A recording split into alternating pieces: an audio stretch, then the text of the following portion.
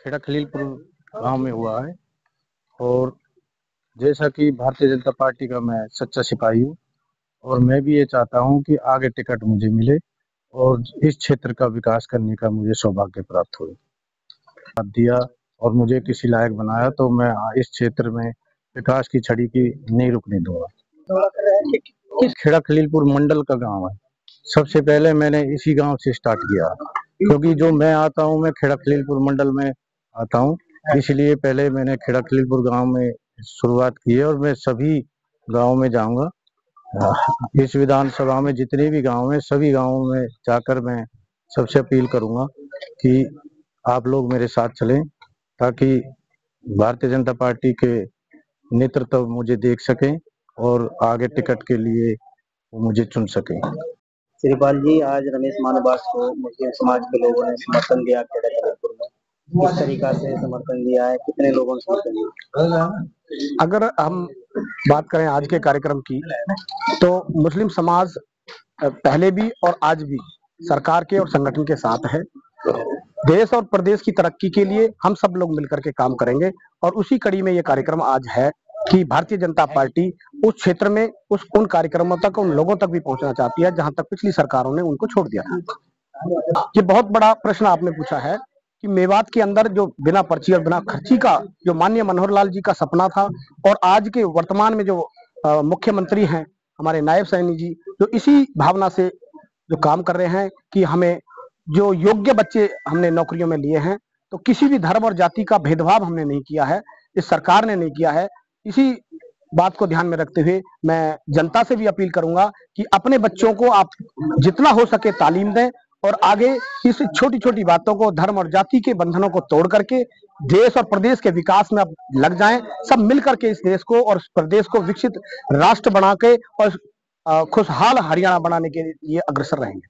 पिछली योजनाओं में आगे और आगे बढ़ते हुए माननीय मुख्यमंत्री जी ने एक कदम और आगे बढ़ाया है कि जो उज्ज्वला योजना का जो एक चली हुई थी केंद्र सरकार की, उसमें हरियाणा सरकार ने भी अपना योगदान देते हुए सभी को उज्ज्वला योजना के तहत वो सिलेंडर मिले और हमारी माताएं, हमारी जो बहनें जो अपनी लकड़ियों से जो भोजन बनाया करती थी, सबको उज्ज्वला योजना के तहत वो गैस मिले। ऐसा माननीय मुख्यमंत्री जी का भी, माननीय प्रधानमंत्री जी का जो सपना, माननीय मुख्यमंत्री जी ने, पूर्व मुख्यमंत्री और अब के जो मुख्यमंत्री जी ने जो विकास कार्य कराए हैं हमारे इस इलाके में, जैसे 248 के करीब रोडें बनवाए रोड और अपने फसल बीमा के कराया है और अपने 500 रुपये सिलेंडर के घोषणा की है और अपनी सभी एमएसपी पर हरियाणा में फसलें खरीदी जाएंगी। विकास के मुद्दे पर हम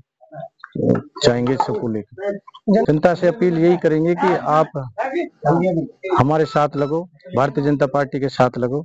भारतीय जनता पार्टी एक ऐसी पार्टी है जो सबका साथ, सबका विकास, सबका विश्वास करती है और सबको साथ लेके चलेगी।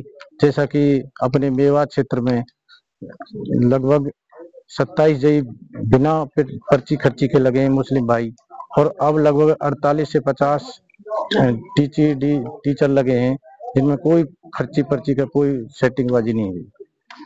रोजी, आज खेड़ा खलीलपुर में रमेश मानवास को समर्थन दिया है, क्या कहना है? रमेश मानवास जी को हमारे गांव के मुस्लिम समाज के लोगों ने बुलाया है, इसके साथ साथ हिंदू समाज भी है। और रमेश मानवास जी जो भारतीय जनता पार्टी की योजनाएं हैं, जन कल्याण योजना है, उनके विषय में बताने आए हैं और लोगों के बीच में बार बार आते रहते हैं। और इनका कहने का अर्थ ये है कि अगर हमें यहाँ का नेतृत्व, इस क्षेत्र का नेतृत्व मिल जाए तो और विकास में चार चांद मिल जाएंगे। खेड़ा खलीलपुर में आज मुस्लिम समाज के लोगों ने आपको समर्थन दिया है, किस तरीका से यहाँ? मैं खेड़ा खलीलपुर की पावन धरती को नमन करते हुए और मैं इन भाइयों का शुक्रिया अदा करता हूं जिसमें हमारे सभी बिरादरी के लोग थे। हालांकि मुझे इनवाइट मुस्लिम समाज के लोगों ने किया है और जो हमारी पार्टी के सभी कार्यकर्ता यहाँ पर मौजूद है, मैं उनका भी धन्यवाद करता हूँ। मैं पिछली सरकारें और यहाँ के विधायक के बारे में बताना चाहता हूँ।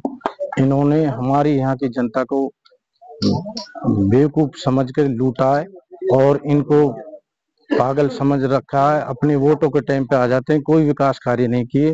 भारतीय जनता पार्टी जब 2014 में हरियाणा में आई थी, सबसे पहले माननीय मुख्यमंत्री जी ने अपने नूह उप तहसील का कार्य किया और खंड बनाया। उन्हाना में भी अपने उपखंड बनाया और यहाँ पर जो स्कूल कॉलेज पूरा विकास अपने मेवात को दिया है और अपने जो नौकरी के लिए भी यहाँ करके जो लोग हैं सभी को नौकरी प्रदान की है। लगभग अभी 50,000 नौकरी और देने की इच्छुक है सरकार। जो इस सक्षम होगा उसे नौकरी दी जाएगी।